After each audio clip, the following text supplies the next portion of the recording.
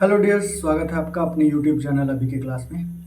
आज का जो हमारा वीडियो है वो है एनिमल टिश्यू के ऊपर। एनिमल टिश्यू में हम कनेक्टिव टिश्यू को पिछले वीडियो में डिस्कस किए थे। अब इस वीडियो में हम लूज कनेक्टिव टिश्यू के बारे में डिस्कस करेंगे। तो लूज कनेक्टिव टिश्यू, तो लूज कनेक्टिव टिश्यू हम किसे कहेंगे? लूज कनेक्टिव टिश्यू हम वैसे कनेक्टिव टिश्यू को कहेंगे जिसके fibres and cells are loosely arranged in the matrix. यानी वैसे कनेक्टिव टिश्यू जिसके फाइबर्स और सेल्स मैट्रिक्स के अंदर लूजली अरेंज्ड होते हैं उसे हम लूज कनेक्टिव टिश्यू कहते हैं। जिसके अंदर दो टाइप आते हैं, areolar tissue and adipose tissue. जो एरोलर टिश्यू है इसका नाम इसके फाइबर्स के अरेंजमेंट के कारण पड़ा है। तो इसके जो फाइबर्स होते हैं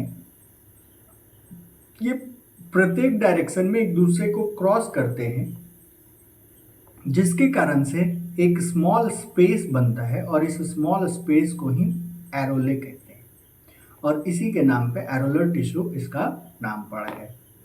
दूसरा जो है ये जितने भी कनेक्टिव टिश्यूज हमारे अंदर पाए जाते हैं, एनिमल्स के अंदर पाए जाते हैं, उन सभी कनेक्टिव टिश्यू में सबसे ज़्यादा जो अमाउंट है वो इसी का है।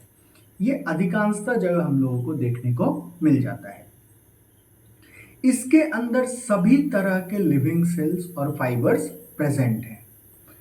जो दूसरा है ये कहाँ प्रेजेंट होगा? तो ये स्किन के सबक्यूटेनस टिश्यूज के फॉर्म में प्रेजेंट होगा, ऑर्गन्स के बीच होगा, मसल्स के अराउंड, नर्व्स, ब्लड वेसल्स का टूनिका एक्सटर्ना यानी बाहर वाले लेयर में ये प्रेजेंट मिलेगा। रिस्पायरेटरी ट्रैक्ट में, बोन मैरो में, ये सभी जगह पे प्रेजेंट होते हैं। एक तरह से कवरिंग के फॉर्म में ये प्रेजेंट होता है, जिसके कारण से इसका मेन फंक्शन क्या हो जाता है? It's main function is binding part, यानी सभी तरह के ऑर्गन्स या टिश्यूज जो जो होते हैं उनको आपस में बांधने का काम इसका मेन फंक्शन है। इसके अलावा ये क्या करता है? स्ट्रेंथ प्रोवाइड करता है। चूंकि इसके अंदर फाइबर है तो इसके अंदर कोलेजन फाइबर प्रेजेंट होते हैं, जिसके कारण इसके अंदर स्ट्रेंथ आता है। येलो फाइबर प्रेजेंट होते हैं जिसके कारण इसके अंदर इलास्टिसिटी आती है।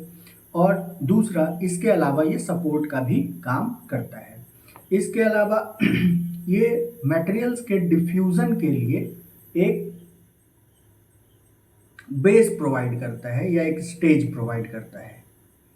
इसके फिगर को अगर हम देखते हैं तो कुछ इस तरह का है। मैक्रोफेज जो मोनोसाइट के इंक्रीज होने के कारण या इनलार्जमेंट के कारण मैक्रोफेज बनता है। फाइब्रोब्लास्ट फाइबर्स एंड मैट्रिक्स को प्रोड्यूस करता है। कोलेजन फाइबर जिसको हम वाइट फाइबर्स कहते हैं, इसके साथ ये जो है यहाँ पे हम लोगों को येलो फाइबर्स देखने को मिलता है। मास्ट सेल जो है ये बेसोफिल्स के जैसा बिहेव करता है। हिस्टामिन, सेरोटीन, हेपरिन ये रिलीज करते हैं और इनके अंदर ये जो पोर्शन दिख रहा है, ये सब जो पोर्शन है ये हमारा मैट्रिक्स है। तो इन सभी में इसका जो अरेंजमेंट होता है वो लूज होता है, जिसके कारण से इसे हम लूज कनेक्टिव टिश्यू कहते हैं। नेक्स्ट हम लोगों के पास है एडिपोज टिश्यू।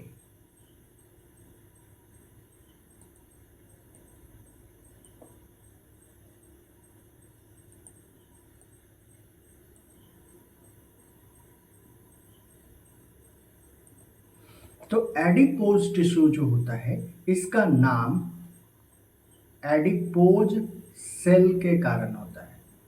इसका जो एडिपोज टिश्यू नाम पड़ा है, इसके अंदर एक स्पेशल सेल्स होता है एडिपोज सेल, जिसका शेप ओवल और स्फेरिकल होता है। और ये जो सेल है ये फैट स्टोरिंग सेल होता है, फैट स्टोरिंग सेल। इसके ओवल या स्फेरिकल शेप होने के कारण इसके अंदर एक फैट ग्लोब्यूल्स प्रेजेंट होते हैं या फैट लोब्यूल्स प्रेजेंट होते हैं, जिसके कारण ये सिंजेट रिंग के जैसा दिखाई पड़ता है, सिंजेट रिंग के जैसा दिखाई पड़ता है, इसलिए सिंजेट रिंग सेल हम इसे कहते हैं। इसके अंदर जो फैट प्रेजेंट होते हैं वो वाइट एंड ब्राउन होते हैं। वाइट जो फाइबर्स या वाइट फैट टिश्यू जो होता है उसके अंदर एक एडिपोज सेल्स होते हैं, और जो ब्राउन फैट टिश्यू होता है उसके अंदर एक से अधिक फैट ड्रॉपलेट छोटे छोटे प्रेजेंट होते हैं, इसलिए इसे हम सिंगल वाले को मोनोलॉक्यूलर और एक से अधिक वाले को मल्टी लॉब्यूलर कहते हैं। तो इसके एक एक करके हम लोग पॉइंट को देखते हैं। तो लूज कनेक्टिव टिश्यू को हम क्या कहते हैं? तो लूज कनेक्टिव टिश्यू को बोला जाता है फैट स्टोरिंग कनेक्टिव टिश्यू, यानी इसका मेन फंक्शन क्या है? फैट को स्टोर करना। इसका जो शेप होगा वो कैसा होगा? ओवल और स्फेरिकल। और इस सेल का क्या नाम है? एडिपोज सेल, जिस कारण से इसका नाम पड़ा एडिपोज टिश्यू। ये जो एडिपोज सेल है ये इसका क्या काम है? तो फैट स्टोरेज का काम है, फैट स्टोरेज। हर सेल के पास फैट ग्लोब्यूल्स होते हैं, जिसके कारण से इसका जो न्यूक्लियस और साइटोप्लाज्म होता है वो स्फेर या पेरिफेरल हो जाता है, यानी वो साइड में प्रेजेंट हो जाते हैं।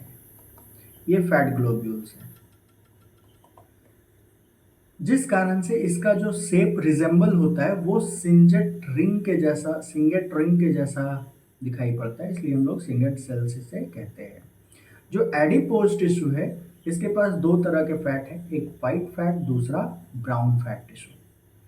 जो वाइट फैट टिश्यू होता है इसके अंदर सिंगल एडिपोज सेल प्रेजेंट होते हैं, सॉरी, इसके अंदर जो फैट ग्लोब्यूल्स है वो एक होता है, लेकिन इसके अंदर एक से अधिक होता है, इसलिए एक को मोनोलॉब्यूलर और दूसरे को मल्टीलॉब्यूलर कहते हैं। ब्राउन फैट के अंदर एक से अधिक फैट ग्लोब्यूल्स हैं। इसके अंदर कुछ फाइबर्स भी होते हैं, और ये कहाँ पाया जाएगा? हार्ट के चारों तरफ या हार्ट के किनारे किडनी और आई बॉल। किडनी और आई बॉल में इसके प्रेजेंस होने के कारण ये शॉक एब्जॉर्बर का भी काम करता है, और ये व्हेल्स और एलिफेंट्स के ब्लबर, हम्प्स ऑफ कैमल्स के पास होते हैं, जिसके कारण से ये हीट को एस्केप होने से बचाता है या रोकता है। इसके साथ साथ ये कहाँ पे होते हैं? येलो बोन मेरो में। येलो बोन मेरो में प्रेजेंट होने के कारण ये ब्लड कॉर्पुसल्स का भी फॉर्मेशन करते हैं, ब्लड कॉर्पुसल्स का भी फॉर्म करते हैं, और ये शॉक एब्जॉर्बर के काम करेगा। ऐसे इसका मेन फंक्शन क्या है? फूड रिजर्व करना, और ये फैट डिपोट कहलाता है या फैट डिपो कहलाता है। अगर वीडियो अच्छा लगा हो तो इसे लाइक, शेयर और सब्सक्राइब करें।